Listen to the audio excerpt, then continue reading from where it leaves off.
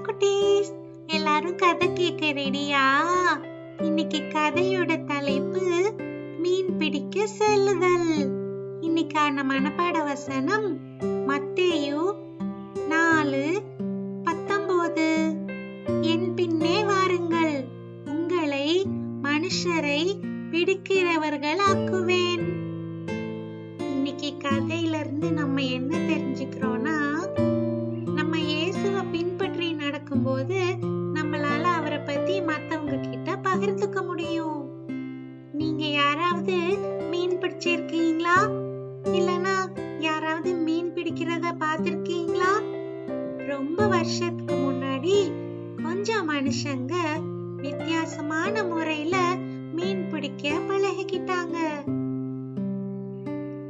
Gennesaret பகுதியில இருந்த ஒரு ஏரியில அலையெல்லாம் அழகா அடிச்சிட்டு இருந்துச்சு.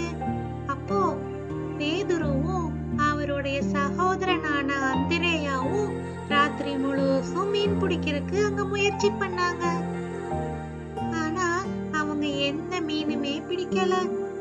சரி வா, நம்ம வலையெல்லாம் எடுத்துட்டு கரைக்கு போகலாம் அப்படின்னு பேதுரு சொன்னாரு. அவங்களோட வலையெல்லாம் எடுத்துட்டு அவங்க மெதுவா படகுல கரைக்கிட்ட வந்தாங்க.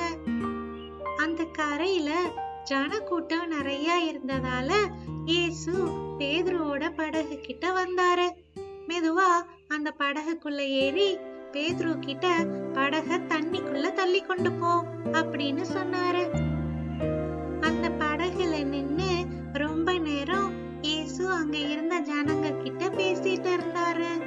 அவங்க எல்லாரும் அவரை பின்பற்றினா கண்டிப்பா பரலோக ராஜ்யத்துல அவர் கூட இருக்கலாம் அப்படின்னு சொன்னாரு. பிரசங்கம் பண்ணி முடிச்சதுக்கு அப்புறம் இயேசு, வா நம்ம போய் கொஞ்சம் மீன் பிடிச்சிட்டு வரலாம் அப்படின்னு பேதுருவை பார்த்து சொன்னாரு. இத கேட்ட அந்திரேயாக்கு ஒரே குழப்பமா இருந்துச்சு. யாராவது வெயில் உச்சியில இருக்கும்போது மீன் பிடிக்க போவாங்களா அப்படின்னு அவரு யோசித்தாரு. ஏன்னா வெயிலோட சூடு தாங்காம மீன் எல்லாம் கடல்ல ஆழமான பகுதிக்கு போயிரும். நாங்க ராத்திரி முழுசும் மீன் பிடிக்கிறதுக்கு முயற்சி பண்ணோம், ஆனா ஒண்ணுமே கிடைக்கல. சரி, நீங்க இத சொல்றதால நான் ஒரு தடவை என்னோட வலைய வீசுறேன் அப்படின்னு பேதுரு சொன்னாரு. அந்திரேயாவும் பேதுருவும் அவங்களோட வலைய அந்த ஏரியில வீசினாங்க. கொஞ்ச நேரத்துல அவங்களோட வலையெல்லாம் இழுக்க முடியாத அளவுக்கு ரொம்ப கனம் உள்ளதா இருந்துச்சு. அந்த வலையில இருந்த மீனோட கனம் எவ்வளவுனா அவங்க இருந்த படகே தண்ணிக்குள்ள மூழ்கிற மாதிரி ஆயிருச்சு.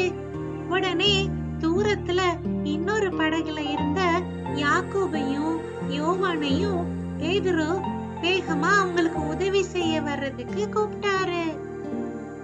சீக்கிரம் வாங்க, எங்களோட படகு முங்க போகுது அப்படின்னு பேதுரு கூப்பிட்டாரு. உடனே யாக்கோபும் யோவானும் அந்த மீனெல்லாம் பிடிச்சு இழுக்கிறதுக்கு உதவி செஞ்சாங்க. அந்த ஒரு படகுல பத்த முடியாத அளவுக்கு மீன் இருந்ததால யாக்கோபும் யோவானும் அவங்களோட படகுலையும் மீனை ஏத்திக்கிட்டாங்க.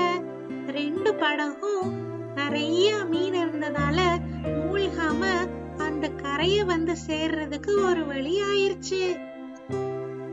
இப்போ இயேசு பேதுருவை பார்த்து சொன்னாரு, நீ என்ன பின்தொடர்ந்து வந்தீனா இந்த மீனை பிடிக்கிறத பதிலா நீ மனுஷங்களை பிடிப்ப.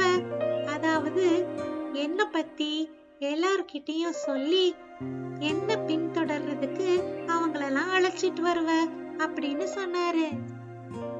இப்ப இந்த 4 மீனவர்களும் அவங்க பிடிச்சிருந்த மீனெல்லாம் பார்த்தாங்க. அவங்க வாழ்நாள் முழுசும் இவ்வளவு மீன் அவங்க பிடிச்சதே இல்ல. கண்டிப்பா இது ஆண்டவர் நடத்தின ஒரு அதிசயம்தான். அந்த அதிசயத்தை செஞ்சவரு இப்போ அவங்க எல்லாரும் அவரை பின்பற்றி வரணும்னு கேட்டாரு.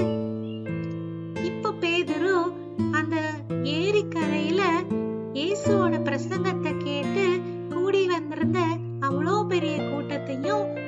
யோசித்து பார்த்தாரு. அன்னைக்கு அவர் பிடிச்சிட்டு வந்த மீனையும் பத்தி யோசித்து பார்த்தாரு.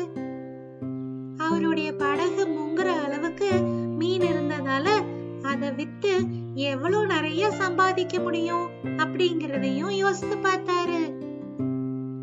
ஆனாலும் பேதுரு அவங்க பிடிச்ச மீனெல்லாம் விட்டுட்டு இயேசுவை பின்பற்றி போகணும்னு முடிவு பண்ணாரு.